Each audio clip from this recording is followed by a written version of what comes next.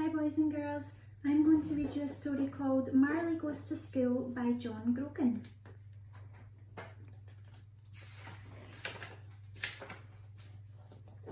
It was the first day at school and Cassie laid out her back to school supplies. Pencils, check. Crayons, check. Ruler, check. Paper, check. Marley was all set for the big day too. By the front door, he laid out his supplies. Chewy bone, woof. Squeaky toy, woof. Liver treats, woof. Favourite blanket. Baby Louie crawled around the corner. Me go too, he exclaimed. Mummy looked at Marley thumping his tail by the front door. I don't think so, big boy, she said. I definitely don't think so, added Daddy. You silly dog, Cassie said, patting Marley on his big square head. School's for children, not for dogs. Marley cocked his head and let out a low whine. Cassie was his best friend and he was used to going everywhere she went. To the park, to the playground, to Grandma's house, even to bed. Grab your backpack, Mummy called out. We don't want to be late. Woof woof, Marley said, grabbing his lead in his teeth and hopping up on his hind legs and dancing by the door. Woof woof yourself, Mummy said. We're going in the garden where you can't get into trouble. Good idea, said Daddy, and the whole family set off to walk Cassie to school. Marley did not stay in the garden for long. He started to dig, and he dug and dug and dug, and the dirt flew up behind him until it formed a giant pile. A real Mount Marley. Up flew Mummy's marigolds, out flopped Daddy's daffodils, away went Cassie's carrot patch. Soon he had cleared a nice cosy tunnel under the garden fence. With a wiggle and a waggle and a whip and a whop of his tail, his belly crawled to freedom. Marley sniffed his way to the pavement, looked both ways, all clear, and followed Cassie's scent straight to the front door of the school. The front door was popped open. They're expecting me, Marley thought, and he walked right in. Down the corridor he trotted, stopping in each room in search for his beloved Cassie. Marley tried the photography room. Not in here, he thought, and he then took a moment to leave a calling card. He tried the canteen where the cooks were busy making lunch. He did not find Cassie, but Marley found the next best thing, a huge pile of juicy hot dogs. Well, I don't mind if I do.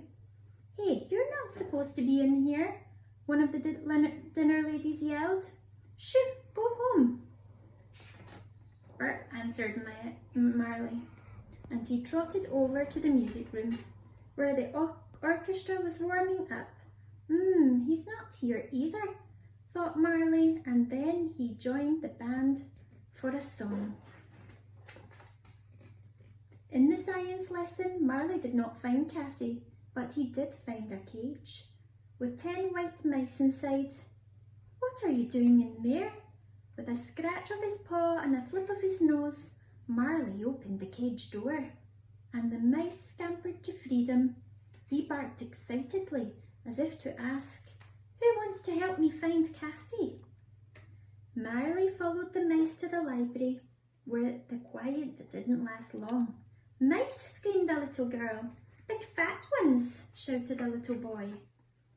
Marley raced to the gym, where he suddenly forgot all about Cassie. When that dog saw a ball, he could think only one thing, catch me if you can. Hey, yelled the teacher. Hey, yelled the children, come back with our ball.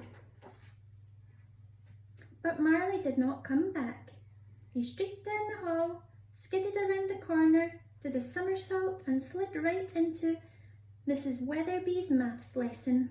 Mrs. Weatherby peered through her thick glasses as she wrote on the blackboard. "Oh my," she announced. "We've just received a report of a wild animal on the loose in our school. If you come across this animal, stay back. He may be dangerous." "Yes, Mrs. Weatherby," the students said. "Has anyone seen him?" "No, Mrs. Weatherby," the students said, but they had seen him, and helped make sure that Mrs. Weatherby would not. When the bell rang, Marley's ears pricked up. Outside he heard the happy shrieks of children playing. There was no sound Marley loved more than the sound of children at play. He headed towards it. "Not so fast, naughty boy," the voice came from behind him. Gulp was the headmistress, Mrs. Peabody. She seized Marley by the collar and read his tag. "Ah, Cassie's dog, I should have known." She tied Marley to the radiator with a rope. "Face the corner," she said. "I'm calling your parents." But when Mrs. Peabody returned 2 minutes later, all she found was half a rope with wet dog drool. "Oh no," she said. "There he goes," shouted the deputy headmaster, Mr. Tanner. "He's heading to the playground." "I'll head him off," cried the gym teacher. "I'm on his tail," declared Mrs. Weatherby, shaking her fists. "Tackle him," screamed the dinner ladies. The grown-ups chased Marley across the playground. They chased him through the tunnel and over the tyres and under the hoops. They chased him around the climbing frame and down the slide, and chased him under the swings and past the seesaw. They chased him right into Cassie's arms. "Marley," Cassie shrieked with delight, "you did come to school."